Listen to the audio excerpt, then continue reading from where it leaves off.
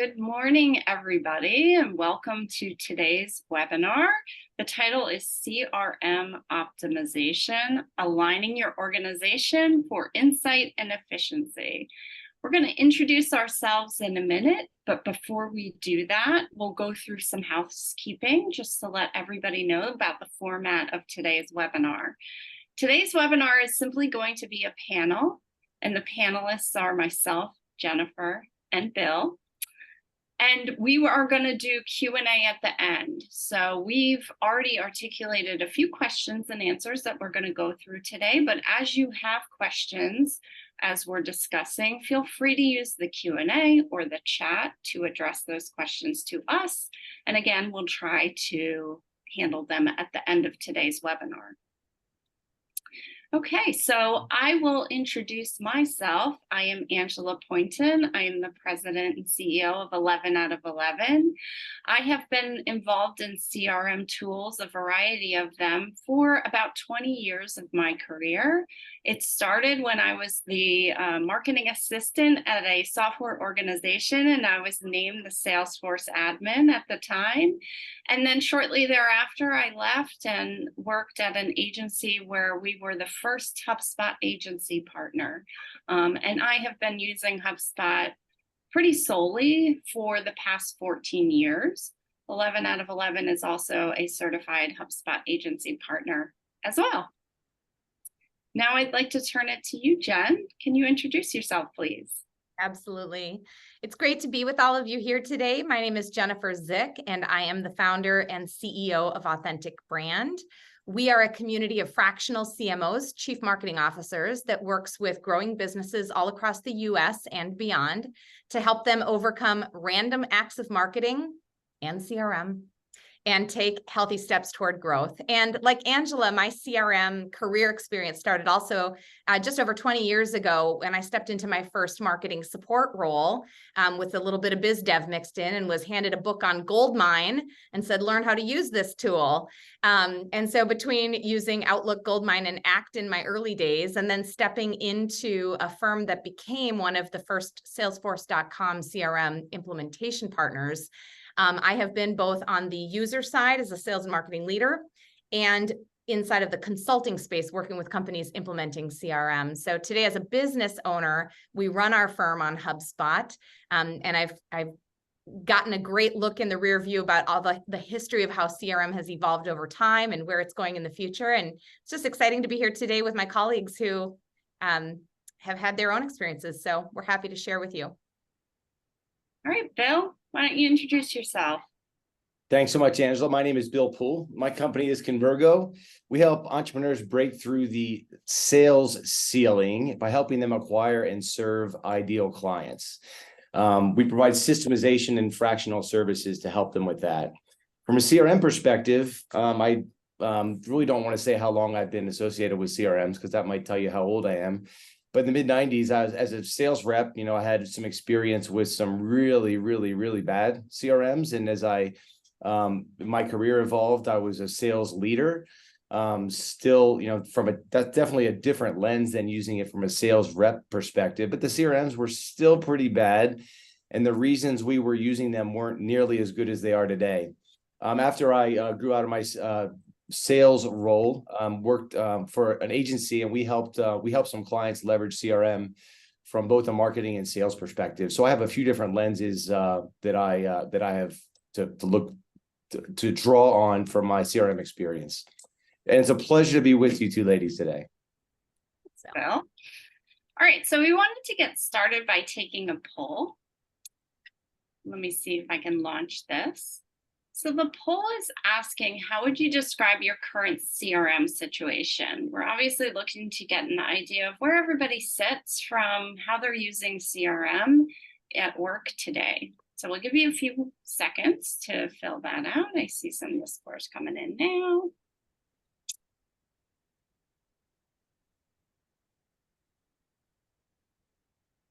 Okay.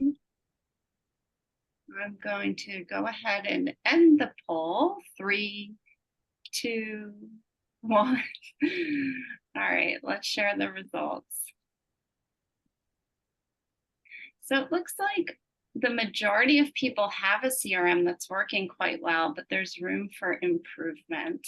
So good. We hope to provide some of that ideas and some of those ideas for room for their improvement. Second, we have one, but it's either not optimal or we've outgrown it. And then tied between option 1, 2, and the last option are we currently don't have one. We sort of have one, if you can call it that. And we have one that we love and it's perfect. There's some perfectionists in here then, because they're Yeah. still looking to learn more. Right. Love it. Love it. All right. So let's start with you, Jen. We want to take a little history on CRM evolution over the years.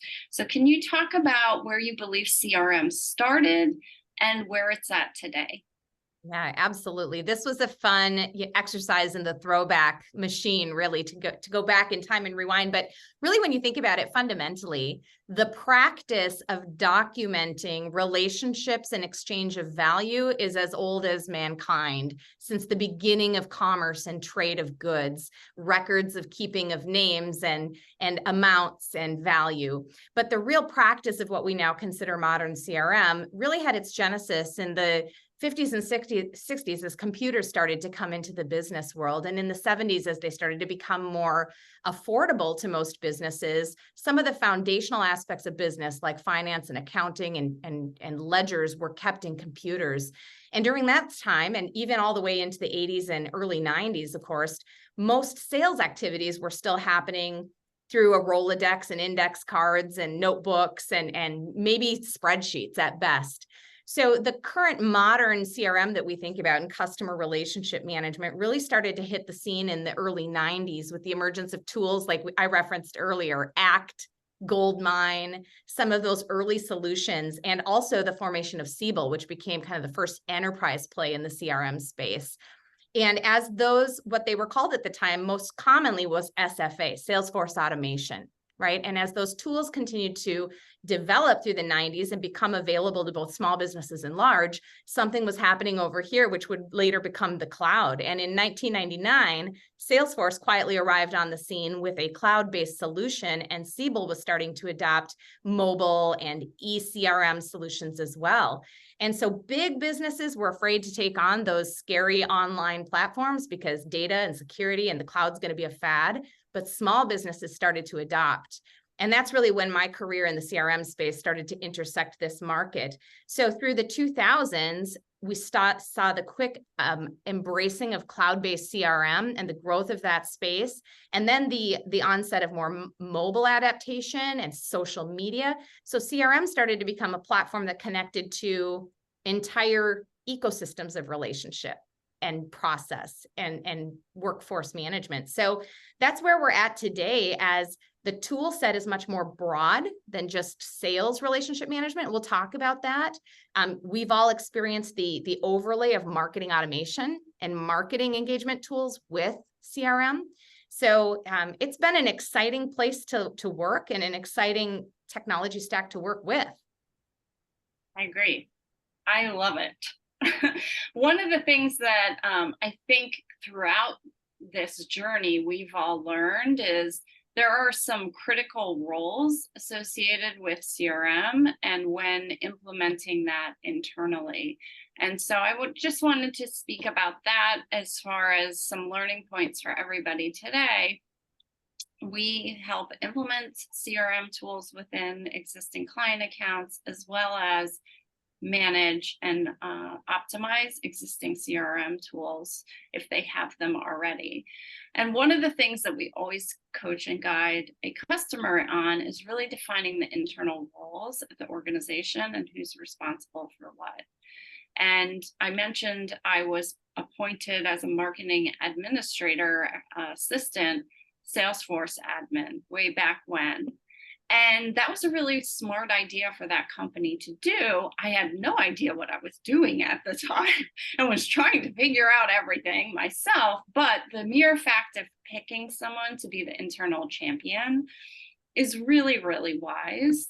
We'll talk a little bit about the detriment of doing that, because you might think, uh-oh, like one person knowing everything might be a risk. So we'll talk about how to avoid that risk.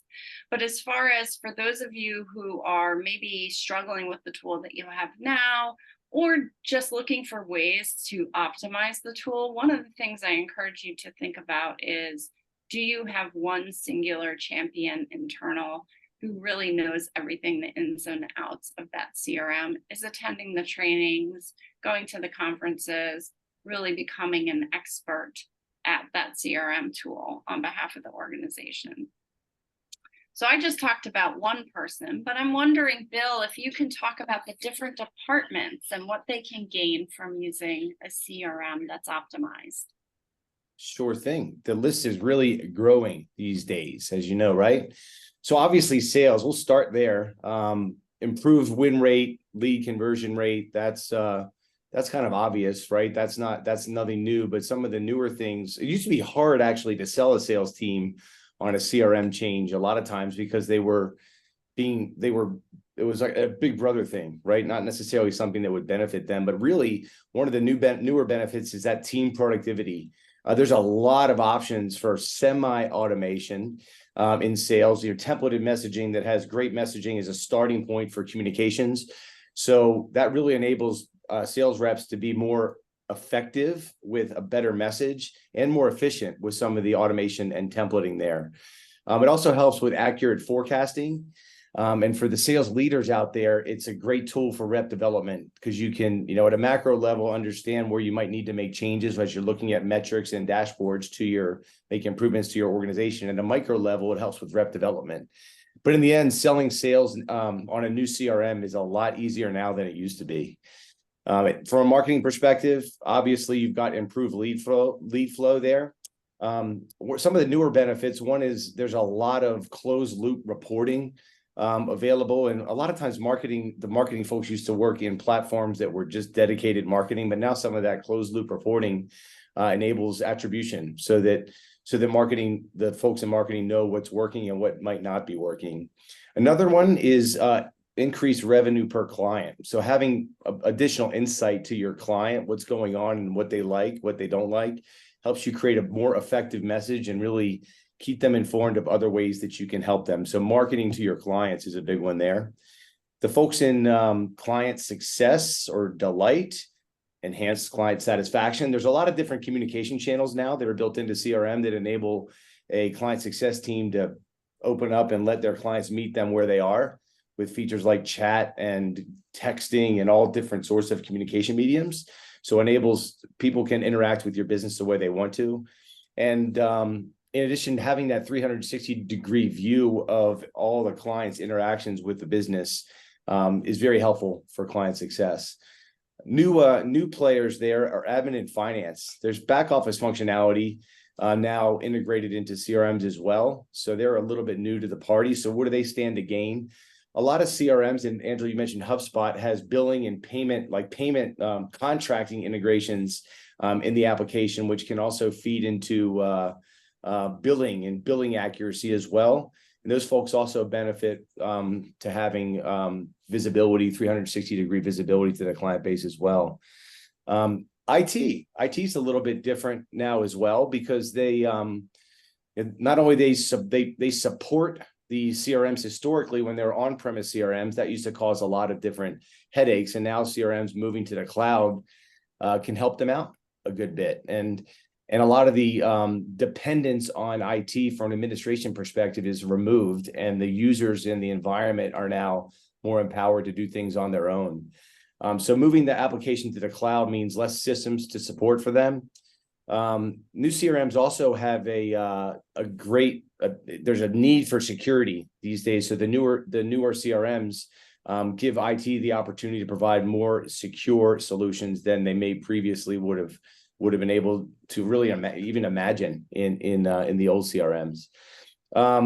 Something that's even a little bit more recent, the last couple of years, is mobile enablement. Today's workforce really requires, especially with sales teams, and now even operational folks are working from home as well. So the workforce really needs to be enabled with technology where they are. So that mobile enablement gives the workers, it gives IT the ability to extend mobile enablement to help sales reps in the field. Lastly, leadership. Leadership of really a fully functional integrated CRM is a huge asset for the leadership folks. It drives, it helps with business planning. When you get your CRM dialed in and your processes dialed in, you have much more accurate business planning and forecasting, so you know what might be coming down the pike. And also just the mere fact that the CRM creeps along the entire client journey, which drives cross-functional alignment. So lots of different people, more departments benefit today from CRM than previously. If I can chime in on some of that, layering in some of the history lesson up front, it's fascinating, Bill, as you share that, to reflect back on what were the drivers that were championing the CRM decision back in the day. And for those of us who've lived through 20 plus years of this evolution, it's actually crazy to think that we used to have to be on premise to log in to a desktop, to a local premise software to access data, right? But when I first started selling Salesforce early CRM, I was selling to IT, and I was selling it against this concern about data security and cloud, right? And then pretty soon I was selling, not much later, I was selling to heads of sales, and the problem they were trying to fix was every time I have a salesperson leave the company, I lose the intelligence that they have. I lose their spreadsheet. I lose what's in their head. Like, we can't keep having to rebuild over and over. Like, how do I get salespeople to put stuff in a place so we don't lose it if we lose them? And then the next generation was talking to marketing, saying, hey, we're over here using the standalone email system, but we can't wait and rely on sales to give us the list. Like, how do we become more efficient in getting the data we need to power this? Right. So it's just been fascinating to watch in the evolution of the departmental value propositions and what the issues are that they've been trying to solve, and how those issues are changing. They're changing at the speed of technology and what it enables. Jen, I'm going to keep it with you and ask. So Bill talked a lot and you were reflecting on the different departments. But what about the data in the CRM? So when people think CRM, I think they often think either sales or marketing, because we're trying to attract customers and we want to track all that. But has it moved beyond that mentality, in your opinion? It absolutely is in my world. And I see it at different stages and different levels of maturity in different businesses, right? But these days, you know, when you think about the fact that every business, whether you're B2B or you're B2C or you're B2B2C or you're e-commerce, whatever the model of your business is, you run a business that relies on relationships with your prospects, relationships with your customers or clients, relationships with your partners, with your prospective employees and candidates, with your actual employees, with your investors, with your other stakeholders. There are so many relationship spheres that surround any business. And if you're not managing those relationships well, you're not managing your business well. And without a central source of truth that keeps everyone in your business aligned on who's managing what next step, what touch in that relationship, if you don't have a CRM, do you really have a business, right? None of us go into business to not create value. And so if you're an entrepreneur, if you're a founder, if you're a leader in a business, your goal is to create value for your stakeholders and value in the business. And CRMs become such a central component of measuring the value of a business, because it literally is the safety net that captures all the intelligence. And it's the central source of truth about who matters, why do we matter to them, how are we showing up, where are we engaging, and how do we consistently deliver, right? So CRM is central to every single relationship that touches your business and your brand. And it goes way beyond sales and way beyond marketing campaigns. So companies who are really embracing its full potential are using it to orchestrate the harmony of every way that their brand engages in the world. Love it. Love it. Love it. I wanted to talk a little bit more, as I mentioned, about some of the mistakes companies make when implementing, or if they already have a CRM, when thinking about it. And, you know, I think that the So let's talk first about, we don't have a CRM, which is some of you in the room, or we have one that we don't want and we're looking for a change. So when we think about implementing a new CRM, as we just talked about, it crosses many departments and has a lot larger value for the organization than we might have historically thought about. And so it's not a small project to implement a CRM. You can do it as a small project, but it's not going to have the impact that you probably want from the organization. If you're teeny tiny and you're just starting out, that might still be true. So for the people on the webinar that are in that category, looking at a CRM that's going to allow it to grow with you rather than resisting the urge to buy something because it's just cheap might be something that you want to think about. For those of you that already have one and you're just looking for a change or looking to further optimize it, really looking at the project as it deserves. So in our experience, typical implementation of a CRM can be anywhere from 3 months to 6 months. That's half of a year spent on organizing a piece of software around your business and leveraging it, which at first glance may sound crazy. Why can't we get this done in a couple of weeks? But the goal is to have it pay off for years of the organization, right? Second would be, again, that ownership. So when we think about a champion internal, we want to nominate somebody who's hungry, who wants to be working with the technology and really intimately understand how it works cross-departmentally with the entire life cycle of a customer, from very first touch to, okay, we're now trying to sell or upsell additional things to our customer today. Mm-hmm. With that individual, one critical thing to avoid your own risk is to have them create a running log. We call it a playbook, but a guide of the CRM. Sounds laborious, but if they ever leave, a new person needs to be handed that guide so that they can understand how data flows, custom properties and rules behind the scenes. All of that should be documented. They shouldn't have to hunt around in the CRM and hope that they find it. It should be very clear so that, again, you're protecting yourself from that risk if someone leaves the organization that has been named champion. And then the last, of course, there's tons of agencies to help you. There are people who have to be certified in CRMs in order to be able to implement them. Not just talking about us on the call here today, but many, many others out there in the world. So as you're seeking to find the best partner to help you implement, looking at their certifications, looking at their level of partnership with the CRM you're interested in, will help narrow the field a little bit in finding an expert that truly can assist and has the experience under their belt to do so.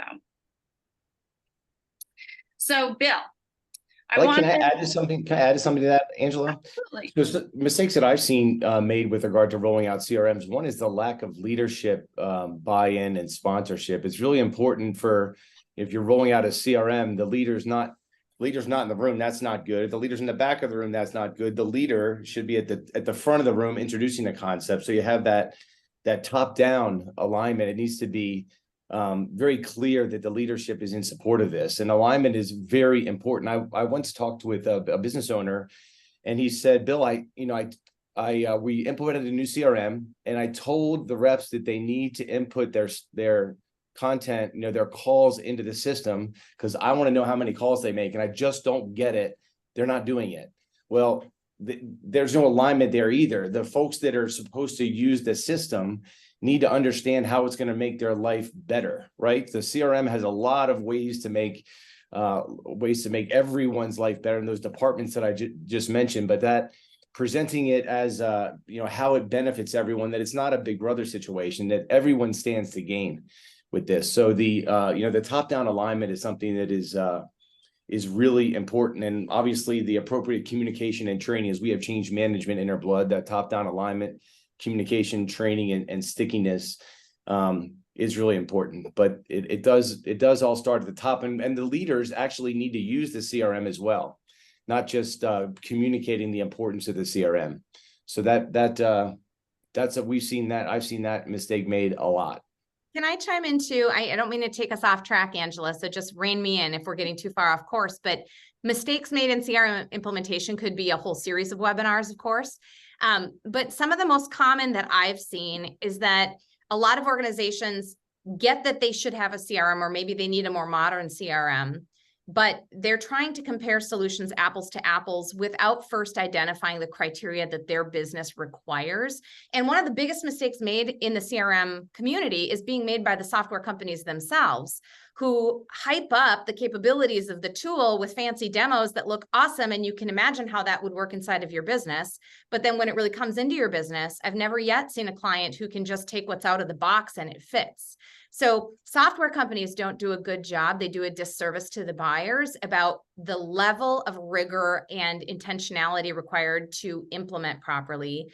And if the business that you're running doesn't already have a proven process, if you don't know what your sales process is to start with, for instance, how you go from a lead to qualification, to proposal, to a bid, or what, if you don't have a process, you can't make a CRM work for you, even at its core functionality, right? So knowing your process, understanding before you start looking at solutions, what the problems are that you're trying to solve, and then looking for that fit, and then being super pragmatic about the level of effort that it takes to both implement that and map it to all of your business processes. And to Bill's point, so importantly, change management, because there's nothing automagical about any of these tools. They require human adaptation and adoption. And that's probably the hardest part, because CRM, if it's going to become a central source of truth, needs to be completely adopted and continuously improved. So it's a big undertaking.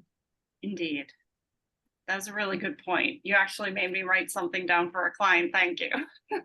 You're welcome. So you're saying the CRM doesn't fix everything, Jen? Is that doesn't mask the fact that there's no documented processes or strategy in the business? That's the next opportunity for innovation in CRM. When the next company invents something that is the easy button for CRM, we're all buying it. All right, the three of us are going to get on that right after this. There is a distinction, and I want to turn to you, Bill, between what's called a vertical CRM and a horizontal CRM. So for our friends that may be thinking they don't have the right tool now or don't have a tool, can you help distinguish the difference between the two? Sure thing. Vertical CRMs are really designed for a specific industry or application. They're really tightly wound, out of the box, almost like plug and play, ready to go, wrapped around the business, like you see a lot in healthcare, real estate, legal, CRMs that are designed for those specific businesses. And they can be incredibly functional for those businesses as well. Right out of the box, they can be ready to roll. On the downside of that, though, is there's lack of functionality, or there's always trade-offs when you make CRM decisions. But a lot of times those vertical CRMs lack the functionality of a horizontal CRM, especially in the marketing space, where integration with allowing the marketing folks to do what they need to do, and integrating that into a vertical CRM can be challenging. And sometimes integration with other systems in the business can be more challenging as well. Sometimes those vertical CRMs are ERPs as well, right? On the other hand, horizontal CRMs are designed really to work across, are horizontal. They're designed to work across many different industries, providing a lot more functionality and flexibility for businesses, so that you've got really a comprehensive range of features that work across the entire client journey. Examples of CRMs there are like Salesforce, HubSpot, Zoho. Monday.com is a new one, and great for small business as well. So these CRMs are not really ready. They're very limited functionality when they come out of the box, but it's a toolkit. And it's a toolkit once, to Jennifer's point about having documented processes and such, those horizontal CRMs are a toolkit to be able to wrap the CRM around all those processes and things that you have as a business. Again, if you don't have those things, then the CRM is going to limit in functionality, but they're designed to be more flexible and really functional from a marketing perspective. especially when you look at HubSpot, right? So when you're trying to decide, how do you know which one's for you? And as Angela mentioned just a minute ago, that it's really critical to do a good job defining requirements across the business.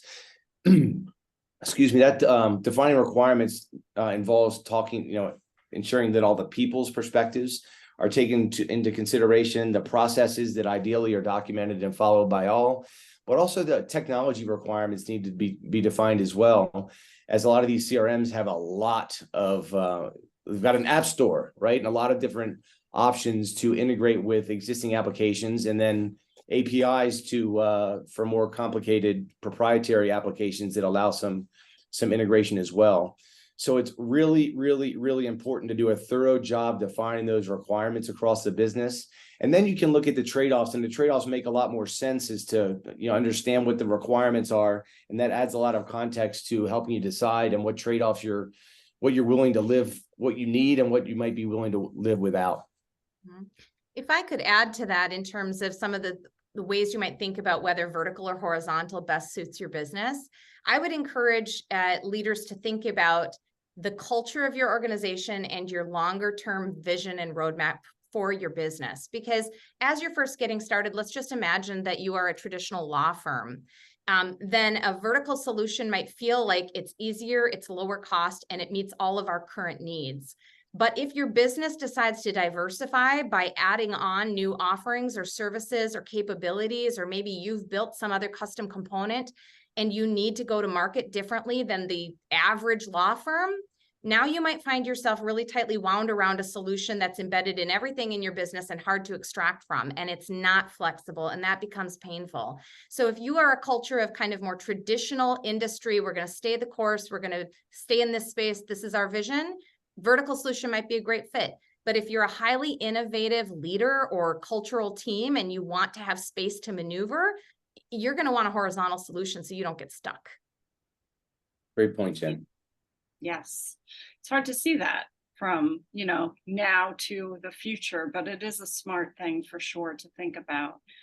So we're coming around to some of our last questions. If anybody has any questions for us, feel free to chime in the Q&A and we'll address those at the end. If there aren't any questions, we'll let you go on with your day. So Jen, I wanted to know if you'd be willing to talk a little bit, since you have a lot of history in CRMs, about authentic brand and your own use of HubSpot. I'm happy. I love to be an open book with other entrepreneurial teams. And I'll caveat by saying that Authentic Brand, as the fractional CMO firm that we are, we're not affiliated with any CRMs. We don't implement CRM or sell CRM, and we don't provide the kinds of hands-on services like Angela's company does. But we are a very modern marketing organization, and we're a young company. So I founded the business 6 years ago. And of course, I had the benefit of coming from a whole background of sales leadership, marketing leadership, and CRM ecosystem around me. So I knew day one, I'm building a modern marketing organization. Even if it's just me, I'm going to start day one with CRM and good, clean data, so that I can start building a baseline and building a pipeline. And of course, at the time when I was a founder with an early stage startup and a pretty simple model, all I really needed at that point was a contact management database and somewhere to manage my deals and hopes and prayers that deals would come, right? New business. And so my first CRM was a tool called Copper, because I was running my little startup business on G Suite and Google. And Copper was an inexpensive, easy plug and play way for me to start building CRM capabilities. It didn't have marketing automation and all the other marketing tools yet, but it was where I was managing my deal pipeline. Meanwhile, I was over here doing email in a different standalone email capability, right? Knowing like this is generation one, disparate systems, disconnected, but start doing the things. Over time, by their second year of business, third year of business, we were ready to move on to HubSpot, primarily for the sales CRM capabilities and basic marketing capabilities, but with a vision for more sophisticated marketing automation as we continued to grow. Of course, our web systems and other things were evolving at the same time, and so were our client services. So fast forward to today, we're running our organization on HubSpot, and we're at the point as a 6-year-old business where we really need to drive operational efficiency in the business. Things that used to be done manually in documents and sheets while our CRM and marketing was here, have to now start to flow. Relationships and data need to flow. And so now we're work streaming everything into workflows and automation points for our employees and our candidates. We run our candidates through a CRM workflow and pipeline, and our prospects and clients. And we do our client services through our HubSpot CRM and all of our marketing and marketing automation. So we're finally just starting to realize like the true value of CRM as a central source of truth and of automation to make us all more efficient. So it's a really exciting time, but this is the point where we're starting to say, what else needs to connect to? How do we get all of our cloud-based accounting systems, time management systems, payroll, everything is flowing. And we haven't reached I couldn't have answered the question like our CRM is perfect. I actually have like, I want to come work for you, whoever you are, because you figured something out, right? Ours is never perfect. There's always a moving target, but that's the story of how we've been adopting and adapting as we go. Love it. I love the future thoughts around how it's going to work even better and better. I just wanted to add one other story, and then, we'll go into Q&A. So if anybody has any other questions, please pop them in there.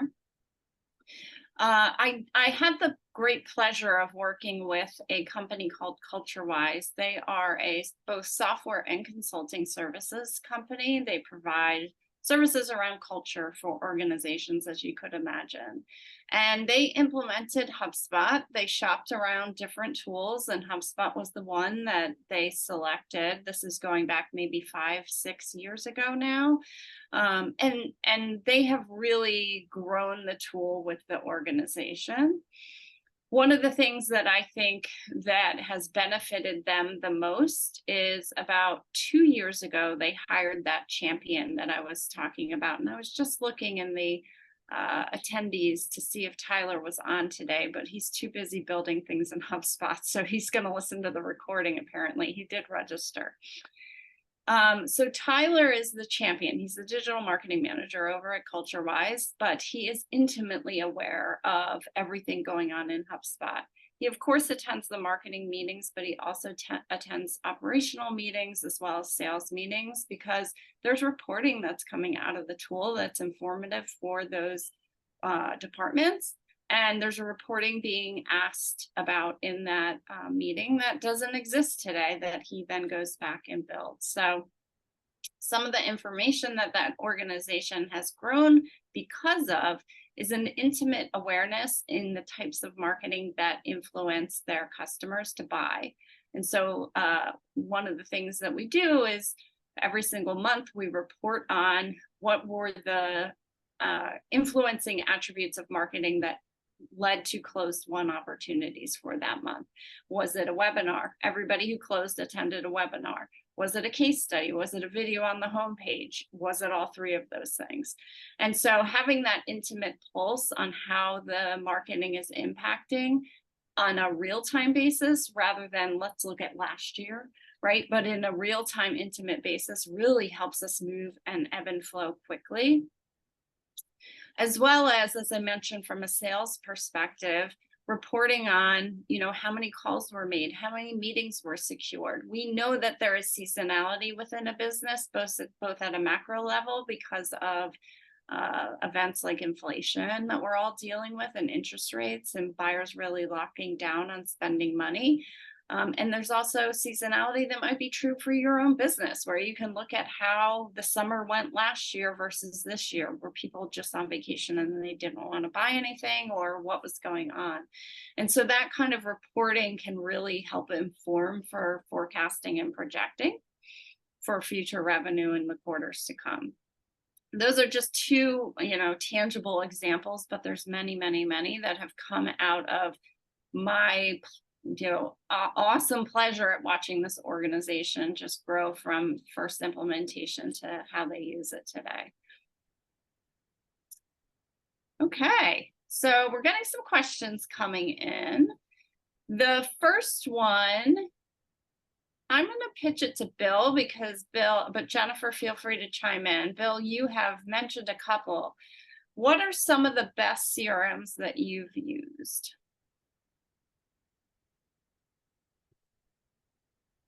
whoops. We use HubSpot similar to, I think both of you all do, which is we have it customized. It works great for us, but I mean, I hate to answer a question with it depends, but it kind of depends. You know, if you get a CRM, I mean, we use, I was with, a long time ago, I was with a business I was selling, and we used an early version of Salesforce. Well, it was out of the box. It was not customized, and it was not useful. It was really, really, really clunky. It did not make my life easier at all. And it probably wasn't really targeted for the type of business that I was with at the time, right? It was with an agency of a large selling as an agent for a large organization, and it was their CRM. And again, it just wasn't functional. It didn't make my life easier. But Salesforce is, you know, when integrated properly in the right environment and hum, you know, it can really hum and do good work. So I hate to say that it depends, but it really depends. If Salesforce is wrapped around your business and integrated, great. That's a great CRM. Money.com. It depends on the circumstance. Money.com is a great CRM, a place to get started for businesses out there that don't have a CRM and need to get started. And it has out of the box, it has some really good functionality. So it depends. Yeah, it does depend. I mean, I spent 15 years actively selling and using Salesforce.com, and I have seen all the ways that it can be absolutely brilliant for organizations, small, medium, and large. And I've seen all the ways that it can be really clunky too, because it is the Cadillac. I mean, it has all the bells and whistles, and you need to know how to use what you need to use there. What I can say is that since starting Authentic Brand, I've definitely noticed a trend. We serve small businesses, 5 to 100 million in annual revenue. Almost all of our clients are choosing HubSpot. What HubSpot did differently in the game is that they were born first as a marketing platform that added CRM, whereas all the other players that I'm familiar with were born as sales force management tools that added on or acquired marketing capabilities and bolt-ons. And so really, ultimately, it comes down to what is driving the needs of your organization. And if you're going to have robust marketing capabilities, if you want your CRM to also be a place where you've got integrated email, integrated landing pages, potentially web capabilities, automated workflows and campaigns, then working on a platform that natively knows how to manage that and make it user-friendly makes a lot of sense. So it does depend, but now I have a bit of a bias toward HubSpot, particularly for the kinds of clients that we serve. Very good. I'm going to flip it over to the chat, and Brian asks, how can you force without forcing non-sales employees to integrate with your CRM and educate the managers to insist upon it? Any experience with this shared would be great. We have 100 to 130 employees, 20 sales, and the rest are all support non-CRM users. I think there's a number of ways to do this, and I'm open, Bill and Jen, if you have any ideas to add.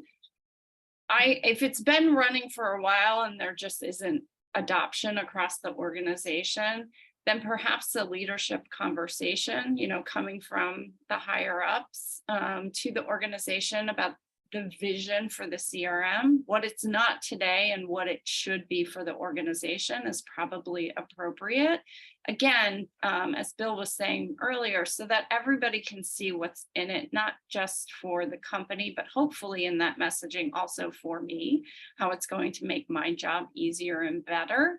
It's a difficult conversation to have because it can easily come across as that big brother. We want this data. We want to see how many dials are made. We want to see how many customer service contacts are made.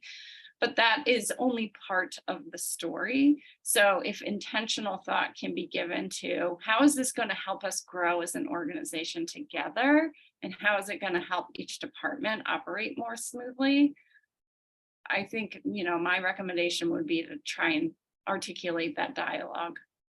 Yes, I completely agree. This is one of those instances where you cannot drive that change from the bottom up or from the sales team outward. This needs to be a company-wide initiative that's embraced at the very top.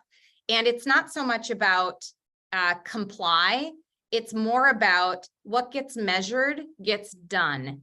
And so to motivate teams to adhere to CRM best practices and interface with it and manage the data there, you have to incentivize them and motivate them in that direction. In my world, in my small business, that means I've had to communicate the vision for how our business is going to scale and grow, and how people create growth opportunities in their roles is by creating efficiency and laying down smarter pipes as we go, right? To do that means we've had to make decisions along the way where we're no longer going to allow Google Sheets to sit out here for this function. We've built the process and now it's centralized to HubSpot. This is how your job will be done now.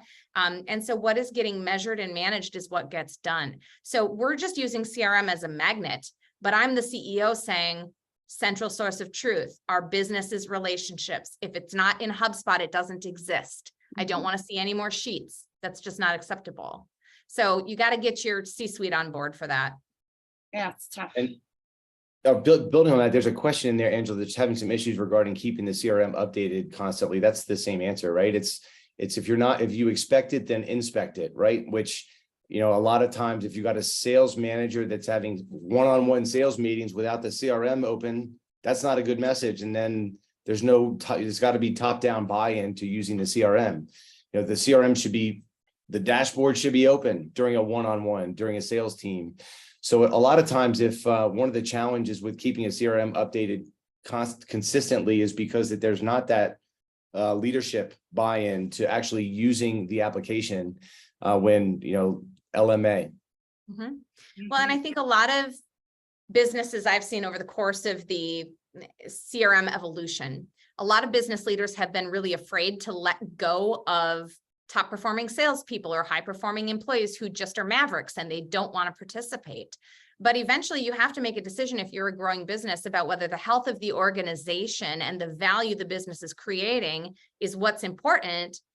Because if you allow for non-support and you allow mavericks to be mavericks, it creates a culture that is divided, right? So sometimes you got to make hard decisions. Sometimes people are not going to be part of the change.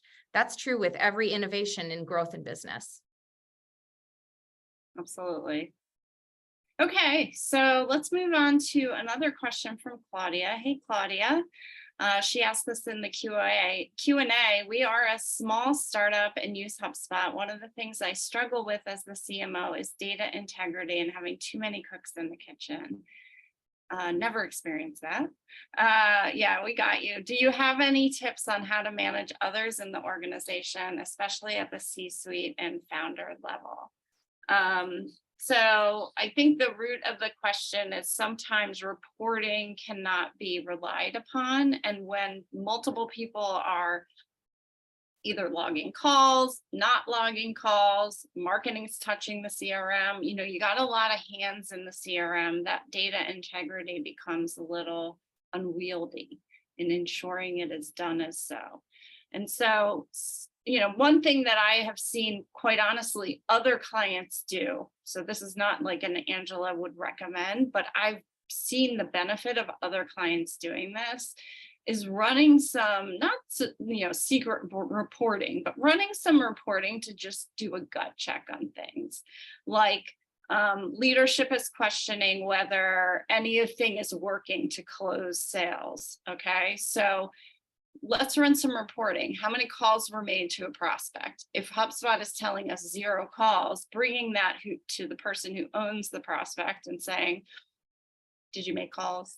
And they're just not logged, or did you not make calls, right? So doing some of those spot check reports can help reveal some of those holes. It won't maybe reveal all of them, but if I feel that, and have seen this work, that if people feel like they're not just putting in data and nobody notices, so why put it in? But if people are looking at the data at a more micro level, they will be more motivated to make it accurate. No CRM is going to be 100% squeaky clean and representative of everything. And even some of the best organizations that we see utilize tools will still have anomalies in their reporting. And it is frustrating, but trying to be diligent at least once a month of running some reports where some information might be revealed to you that you're suspicious about, I think will help motivate others to keep it clean for you. And if I can point out a couple of data integrity stumbling blocks that I've noticed along the way, especially in small startups that are trying to run fast and in a lot of different directions and sometimes changing directions. Some of the issues I've seen that cause a lot of data integrity issues are like mass list imports without management, failure to use required fields, failure to agree on what fields should be required, or how you're going to manage attributes at the contact level, the deal level, the company level. What do you need to know to run a functional business using your CRM? So just a couple best practices would be to work with your executive team and your sales leadership to literally put together an agreement as to what do we expect at the bare minimum for the requirements? Do we allow for anybody to do list import? Under what circumstances? How are we appropriating global admin rights so that there aren't too many cooks like in the actual engine? And how are we going to use required fields to make sure we are capturing what we need to manage? So those are just, and then who in the organization owns deduplication and data integrity and cleaning? And like, how often are you spending time to make sure that you're refreshing that? Because I can't remember the statistic. It's pretty mind-blowing, actually, the percentage of data that expires on an annual basis as people change roles and, things shift. There will be a lot of things that need to be cleaned up over time. Very good. All right, I'm going to stick with you, Jen, for our last question. And thank you for the others, Mickey and Bill, helping to answer some questions in the chat. Our last question on the Q&A is, could we go over again how we can use CRM for marketing? So I was wondering if you might be able to talk about, in closing, a little bit of what you do over at Authentic Brand. Well, let me count the ways. Well, first of all, I think it's important to differentiate between two common tech stack components, CRM and marketing automation. These two worlds have really blended together in a lot of ways, and HubSpot's been a really big driver of that. But marketing automation would be a platform that's all encompassing of things like, just to simplify it, not just email blasting, but thoughtful email and campaign automation and segmentation and breaking apart who are we reaching with what messages, at what cadence, on what trigger points, managing, from initial engagement all the way through the life cycle of that relationship, right?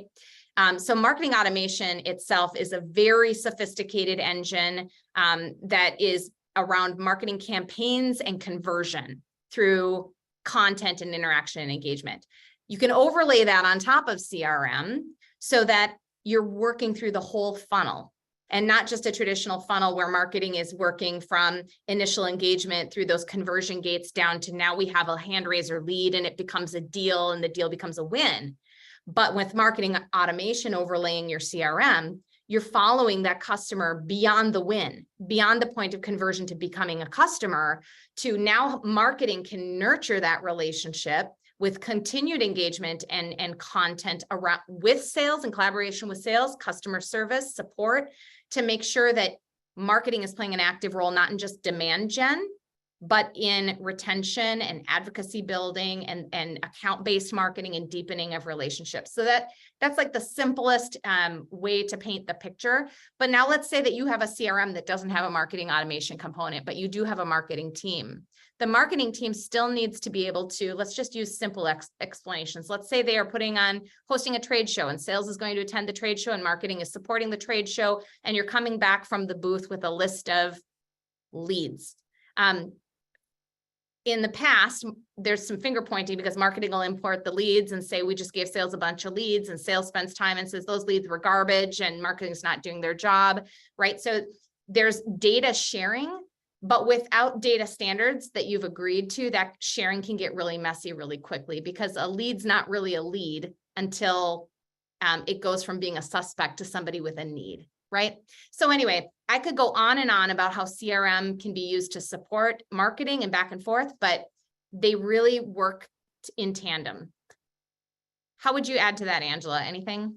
Oh, we could talk for hours. I know. Next webinar topic for sure. You did a beautiful job. Yeah, I mean, to talk really tactically, CRMs that have marketing integrated can do email automation. They also can do social scheduling. So like a Hootsuite you might be using individually. Usually modern CRMs can handle that sort of thing as well as revenue attribution. So what marketing influenced what? File storage. So if somebody downloads a document, the CRM knows that they downloaded that document. So there's all sorts of more tactical components as well. All right, I think we have addressed everybody's questions. Thank you everybody for joining today. If you wanted to share today's webinar, it will be recorded and sent out within the next day or two. Thank you so much, Jennifer and Bill, for joining me on this panel today. You both were awesome and I think gave a lot of informative information to our attendees here today. That is all. We'll let everybody carry on with their day. Have a good one. Thank you. Thanks. Thanks so much.